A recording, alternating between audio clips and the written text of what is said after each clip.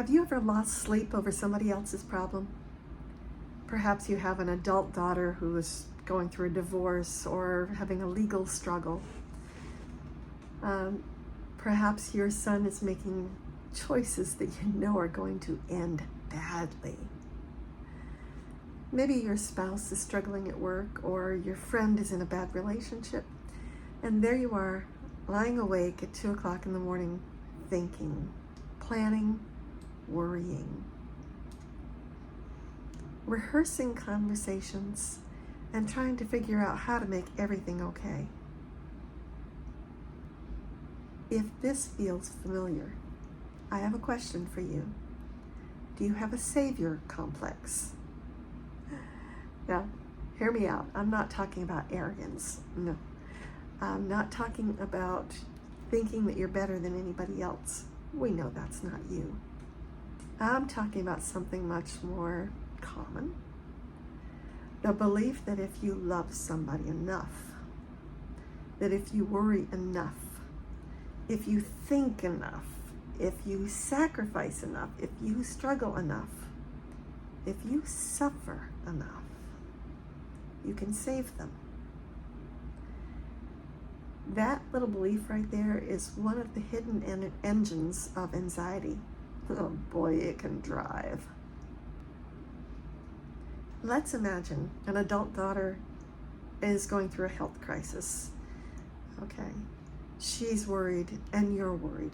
Of course you are. She has to go through medical tests, blood tests, imaging. She's got in and out of doctor's appointments all the time. She loses sleep. You lose sleep. She gets a bad diagnosis and your stomach just drops. She's the one that actually goes through the problem, but you borrowed it, or that mother has borrowed the problem. Now, I want to stop here for just a moment. I know that you're a good person. I know that you're a good person. You give and you care and you support. That's a beautiful thing. You are thoughtful and kind. I'm not asking you to stop being you. Keep sharing. Keep being a listening ear.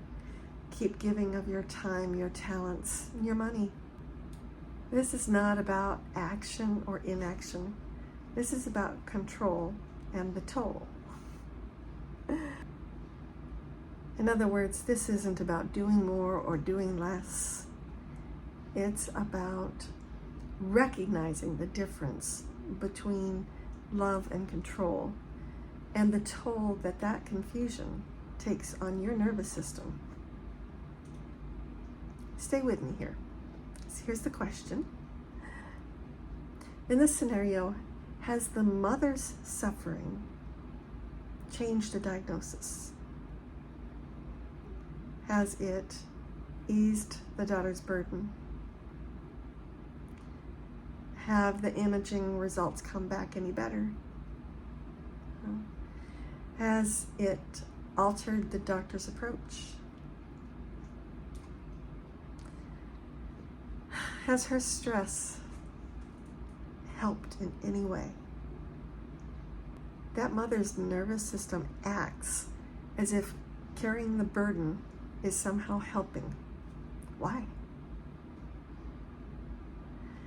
Because the nervous system often confuses carrying with caring. When someone we love is hurting, our brain just naturally starts searching for ways to make things right again and to regain control. Control creates the illusion of safety. If I can fix it, I'll feel better. If I can solve it, I'll feel safer. If I can prevent it, I can relax. The problem is many situations cannot be fixed by us. And that's where anxiety begins.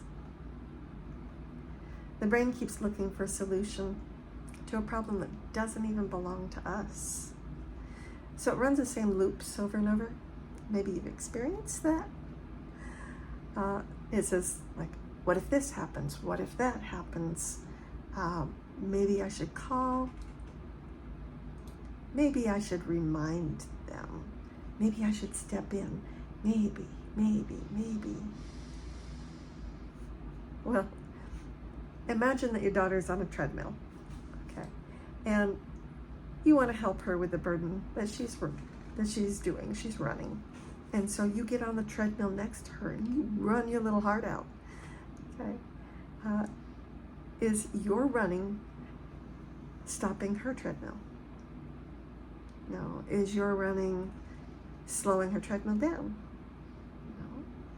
Is your running on that treadmill helping her in any way? No. Now there are just two people running instead. There are two exhausted people. One is exhausted because she has a health issue, and the other is exhausted because her nervous system has convinced her that worrying is helping.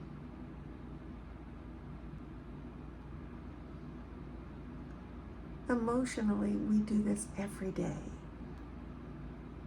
We start running on treadmills that aren't ours and that we don't need to run on. And we call it good parenting. We call it being a good daughter, being a good son. We call it being responsible. We call it being a good brother or sister. But often it is simply borrowed suffering. Ever think about that before? Probably not. This is where that savior complex comes in. You know, many people unconsciously believe that they're supposed to save everyone. They begin carrying responsibilities that aren't their own and that were never meant to be theirs.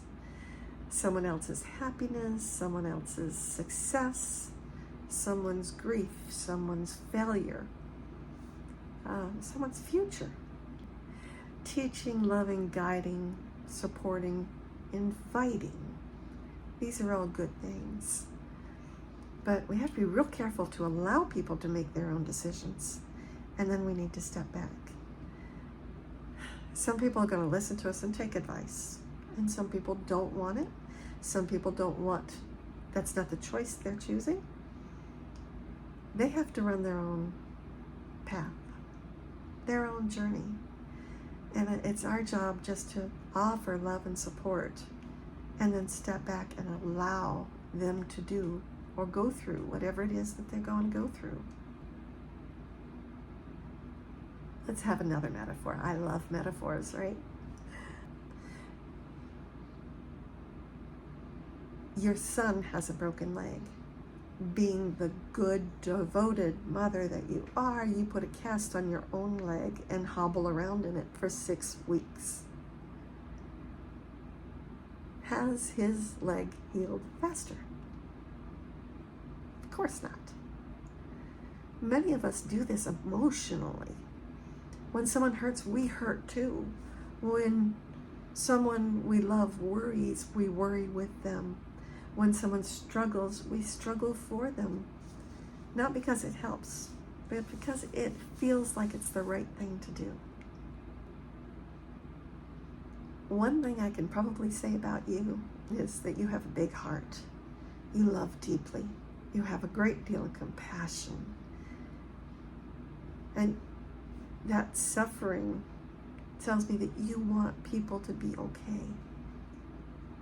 This is one of your greatest strengths. I don't want you to lose that. I don't want you to stop being who you are.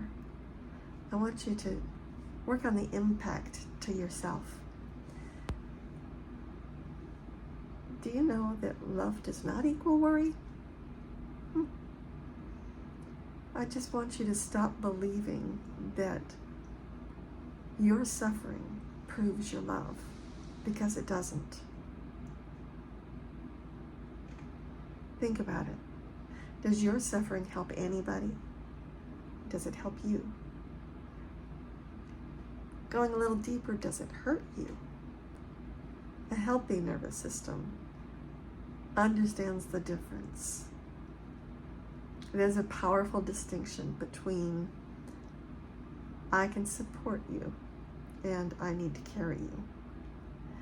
There's a distinction between I love you and I need to rescue you.